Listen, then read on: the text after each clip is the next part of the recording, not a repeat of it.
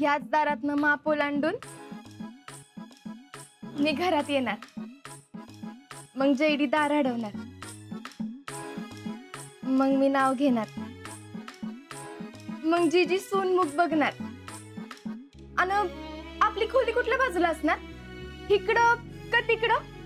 कशातले कोणतरी येईल. त्याला काय होतंय? आलं तर येऊ दे. शेवटी या घराची सून होणार आहे मी. अगं हो, सून तूच होणार आहेस. मिसेस फौजी झाल्यावर जबाबदारी वाढणार आहे, हे लक्षात ठेव. त्याची काळजी तू नका करूस. अख्ख्या घराची जबाबदारी मी स्वतः घेते का नाही बघ. तू इथं नसताना कधी कुणाला कसलीच अडचण येऊन देणार नाही मी. शितले असं का मागतेस? बघल कोणतरी. बघितलं तर बघू दे की. लवकरच आपलं लग्न होणार आहे. होणार आहे, झालं नाही अजून. माझ्या घरातल्यांना विचारशील तेव्हा होणार ना? कधी विचारणारच माझ्या घरातल्यांना? कसम परत झालं की विचारतो. कसम परत म्हणजे? ज्यावेळी आर्मीचं ट्रेनिंग कम्प्लीट होतं ना, त्यावेळी प्रत्येक जवान आपल्या देशाच्या सेवेची शपथ घेतो. त्याला म्हणतात कसम परेड. आणि ज्यावेळी मी देश सेवेची कसम घेईन ना, त्यानंतर तू माझ्यासोबत 7 जन्म राहायची कसम घेतलेली नानांना सांगेन. फौजी, मग आता माझी नजर फक्त कसम परेडवर असेल.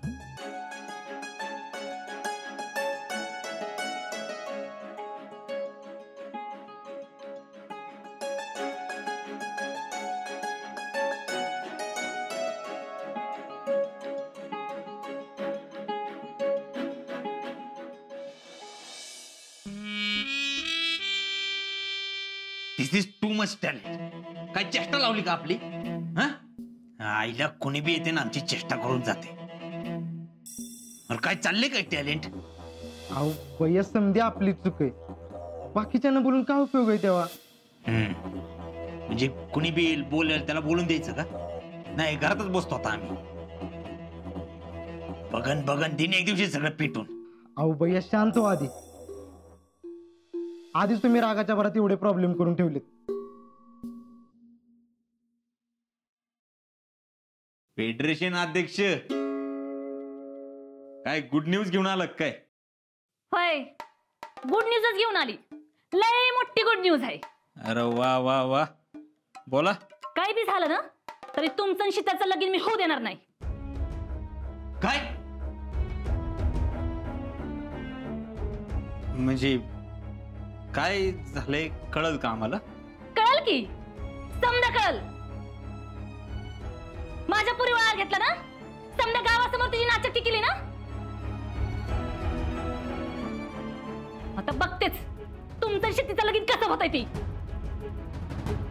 मामी हे बघा, तुमचं चिडणं स्वाभाविक आहे. मी तुम्हाला सांगतो काय झालं ते. काय झालं ते झालं. आता मी काय काय करते ना ती फक्त बघा. हर्षवर्धन देशमुख लई मोठं संचालक बनताय ना तुम्ही. आता तुम्हाला कळल ती पुष्पा काय चीज आहे ती. माझ्या माझ्या पुरीच्या वाटेला जी कोणी येईल ना त्याची वाट लावल्या बिगर गप्प बसणार नाही मी.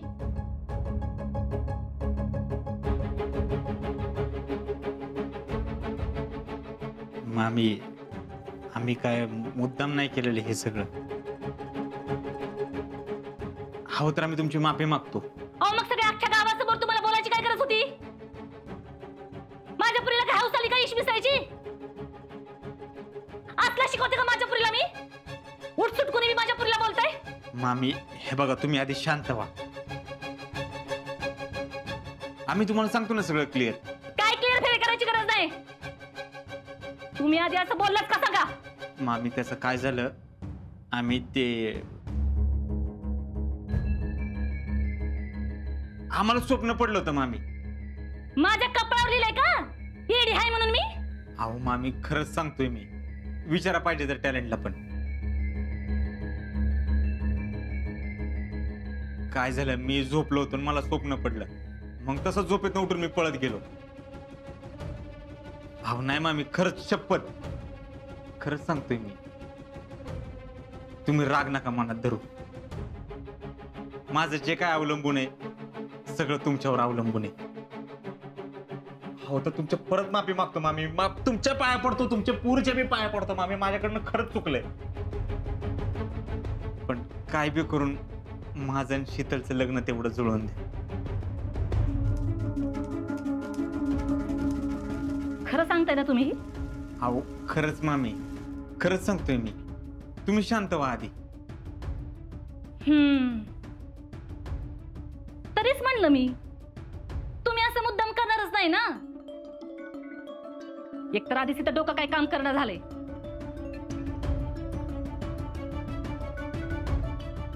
त्या अजिंक्यांचा समजा खर्च येऊन पडलाय ना अंगावर. काय करावं कसं करावं काही सुचना झालंय. मामी तुम्ही अजिबात काळजी करू नका. आजीचा जो औषध पाण्याचा सगळा खर्च असेल ना सगळं मी करतो. फक्त तुमचा आशीर्वाद पाठीशी ठेवा. पण आधी ते शीतलच्या घरी जाऊन सांगा काय ती. उगाच माझ्या पुरीवर आळ नका बरं का, सांगून ठेवते. सांगतो, सगळं क्लिअर करतो. पण तिच्या घरी कसं जायचं हेच कळना झाले. आता या मॅटरवरनं त्यांनी लग्न मोडायला नको. काय बी करा पण माझं तिचं लग्न नका मोडून देऊ. काहीतरी आयडिया द्या मामी. आता ते बी आम्हीच करायचं वय.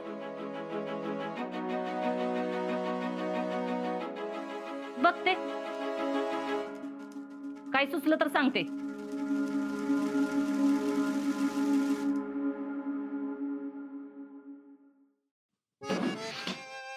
आईला ह्या भिकारड्या बाईच्या पण पाया पडायची वेळ आली. भैया मामीला दुखवून चालणार नाही. कारण JSC-वरनं तुम्ही पवारांच्या घरात जो गोंधळ घातलाय ना त्यावर मामीनच पवारांच्या घरात तुमची क्लीन चिट देणं गरजेचे. त्यामुळे मामीला दुखवून चालणार नाही. तिला हाताशी घेऊन आपण बाजी मारली पाहिजे.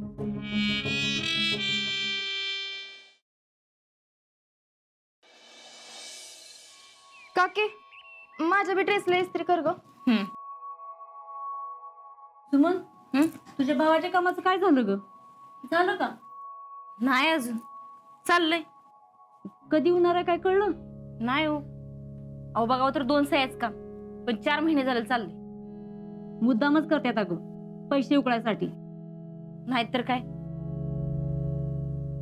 आपण भैयानं सांगून बघूयात का? काय उपयोग होणार नाही.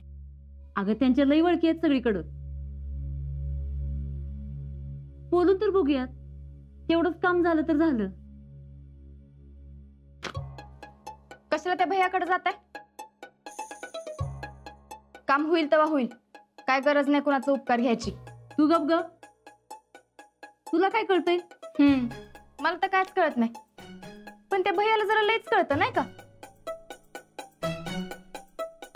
एवढा मोठा तमाशा केला, एकदा तरी माफी मागितली का त्यानं? होय. आणि आपण उगाच त्या जयडीवर आळ घेतला.